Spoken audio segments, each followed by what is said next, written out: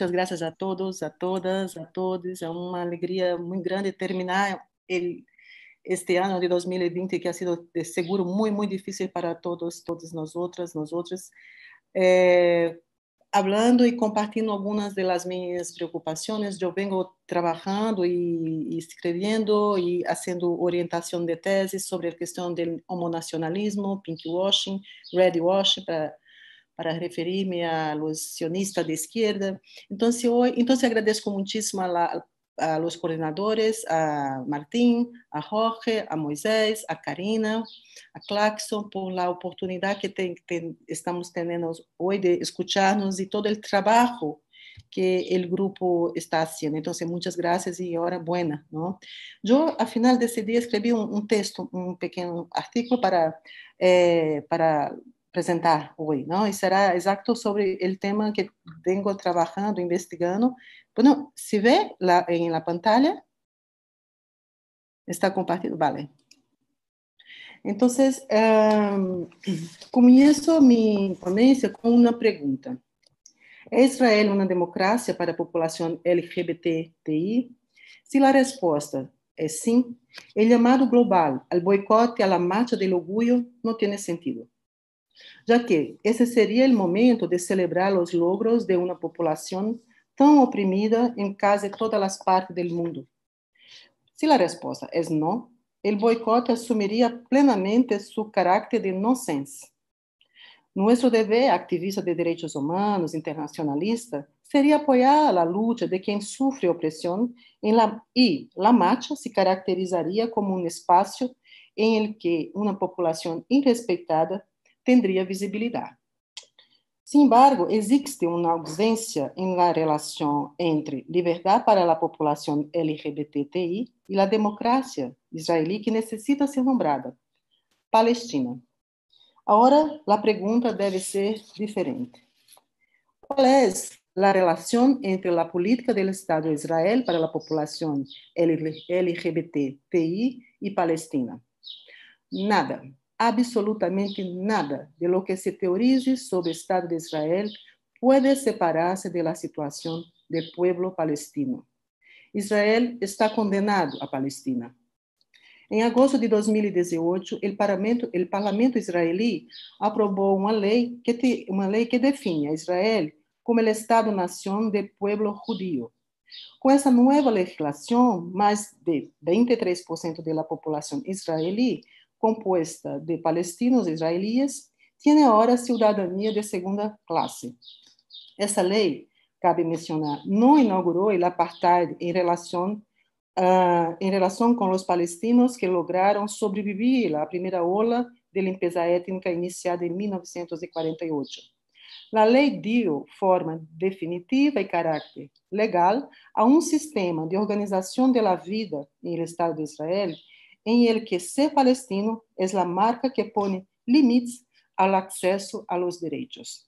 Então, como é possível imaginar que um gay, uma lesbiana, uma pessoa trans, palestino-israelí, seja respeitado em sua identidade de gênero e sexual, se sua identidade palestina os arroja imediatamente a um lugar mais baixo em las hierarquias e estruturas sociais? Então, quando escutamos o diretor do grupo de trabalho LGBT de Israel, Ozaga Skid, dizer que espera que a marcha do orgulho gay de Tel Aviv sirva para, abro comilhas, se produzir um câmbio para a sociedade israelí e envie mensagem para poner fim à discriminação contra a comunidade gay no mundo, em defesa de uma sociedade tolerante e igualitária. Estamos diante de, cierro comillas, estamos delante de uma perversa ironia colonial. Pero, ¿qué importancia tiene la marcha del orgullo para el Estado de Israel? La marcha es parte del calendario oficial. El Estado assume a tarefa de produzir uma verdade, um país que respeita os direitos LGBTI e transformá-la em uma marca diferenciadora em relação a los países vizinhos que não respeitariam os mesmos direitos. A pergunta que queda, por lo tanto, é por que o Estado invierte tanto em vender globalmente como um de seus principais produtos de exportação a imagem de um país democrático habitado por pessoas que respeitam as múltiplas expressões de gênero e sexualidade. Os Estados devem ter legitimidade para existir. Essa legitimidade requer certa credibilidade de suas políticas, de que suas políticas sejam consistentes com certos valores considerados fundamentais. O Estado de Israel ha construído uma estratégia discursiva para convencer ao mundo de que os valores ocidentais, valor da liberdade, da democracia, direitos humanos, autonomia individual, são a coluna vertebral de suas políticas estatais. Em este marco, a questão de los direitos LGBTI ha passado a ocupar um lugar central na agenda oficial da propaganda israelí.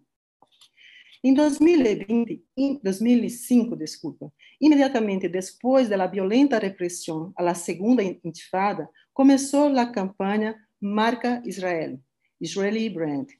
A então ministra de Assuntos Exteriores, Itzidas Levin, ex-agente do Serviço Secreto Israelí, foi uma das protagonistas do projeto que criou um modelo de Tel Aviv como cidade gay. Desde então, funcionários estatais han invitado a periodistas ocidentais a visitar a cidade. O número de turistas em la Marcha do Orgulho de Tel Aviv passou de 7.000 em 2006 a 35.000 em 2017. Em 2019, a cifra chegou a 250.000 pessoas. Segundo o investigador Jean Stern, a marcha é um truco político fabricado, organizado e financiado por el Estado. Todo é absolutamente oficial. Também em 2005 se criou uma célula para controlar o marketing da imagem do país, denominado Equipe de Gestão de Marca Israel. Este equipo também fortaleceu a capacidade operativa das oficinas de turismo em Europa e Estados Unidos e multiplicou campanhas publicitárias ao redor do mundo para projetar imagem de um Israel pacificado, divertido, criativo, al margem de qualquer ideia de ocupação de territórios ou colonização. Eu analisei dezenas de fotos da marcha de Tel Aviv. Não há uma só imagem que se refira à situação política de falta de respeito em que vivem, de hecho, as pessoas LGBT em Israel, com níveis de profunda violência homofóbica. Tampouco se menciona a situação do povo palestino, incluso quando, exatamente no dia da marcha de 2018, 3 adolescentes palestinos foram assassinados em Gaza e mais de 500 civis resultaram heridos por el exército israelí.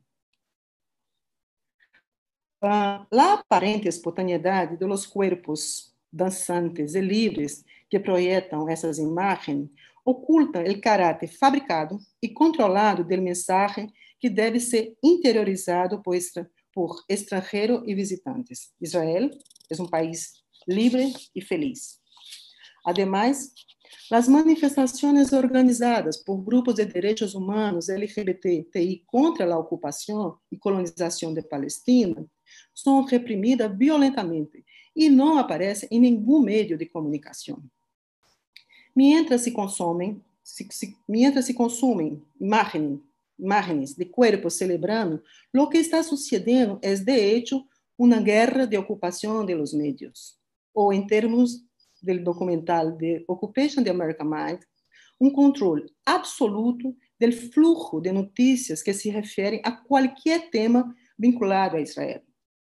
A magia de la Hasbara, de la propaganda, hace desaparecer o uniforme de soldado que, hora antes de sair a las calles de Tel Aviv, cantando e bailando, estava deteniendo a um niño palestino por su supuesto delito de lançar piedra a soldados israelíes.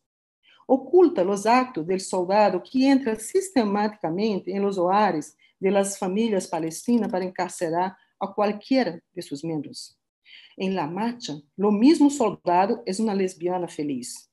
Essa outra identidade que habita sua piel, ele termina por fazer o milagro de transformá-la de opressora em figura exemplar da civilização ocidental. Karl von Clausewitz dijo que a guerra é a continuação da política. Michel Foucault invertiu este aforismo quando afirmou que a política é a guerra continuada por outros meios.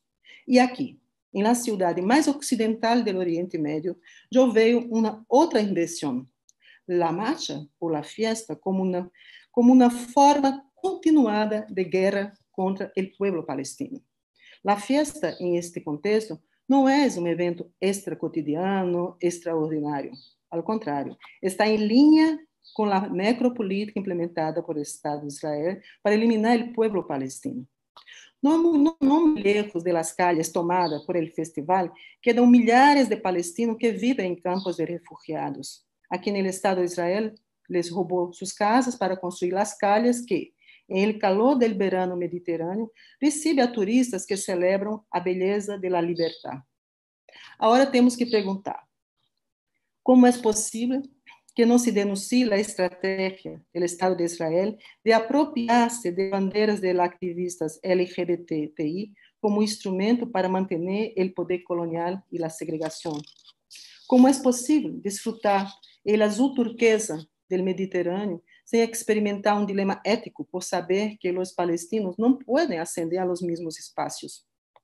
Ciertamente, essas considerações não têm nenhum sentido para quem reduzem ou leem o mundo desde uma perspectiva exclusivamente identitária e elige uma sola dimensão de sua existência como integral e única referência para suas ações